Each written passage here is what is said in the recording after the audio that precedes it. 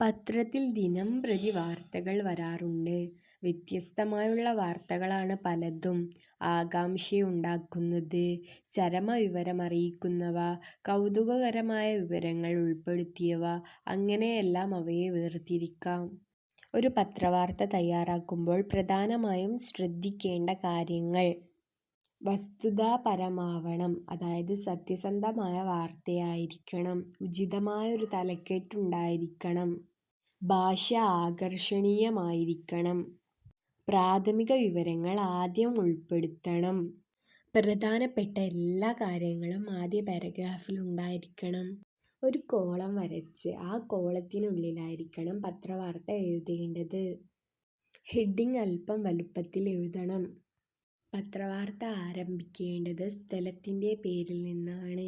ഉദാഹരണത്തിന് തിരുവനന്തപുരം അല്ലെങ്കിൽ കോഴിക്കോട് അങ്ങനെ പറഞ്ഞ് വേണം തുടങ്ങാൻ. 2 പാരഗ്രാഫോ അല്ലെങ്കിൽ അതിലധികമോ പാരഗ്രാഫുകളിൽ വാർത്ത എഴുതണം. ചോദ്യം: മഴക്കാലം ധാരാളം ദുരിതങ്ങളുണ്ടാക്കും. വെള്ളപ്പൊക്കമുണ്ടായതിൻ്റെ പിറ്റേ ദിവസം പത്രത്തിൽ വരാനിടയുള്ള പത്രവാർത്ത തയ്യാറാക്കുക. ചന്തമൈതാനം ഒറ്റപ്പെട്ടു. കോട്ടപ്പുറം: നിലയ്ക്കാതെ പെയ്യുന്ന മഴയെ തുടർന്നുണ്ടായ വെള്ളപ്പൊക്കത്തിൽ കോട്ടപ്പുറം പഞ്ചായത്തിലെ ചന്തമൈതാനം ഒറ്റപ്പെട്ട നിലയിലായി.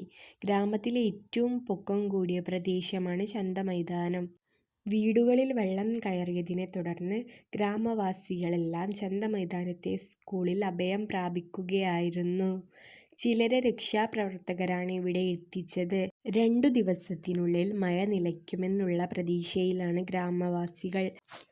ഇവർക്കാവശ്യമായ ഭക്ഷണവും മറ്റും സൗജന്യമായി നൽകാൻ കളക്ടർ പഞ്ചായത്തിന് നിർദ്ദേശം നൽകിയിട്ടുണ്ട്.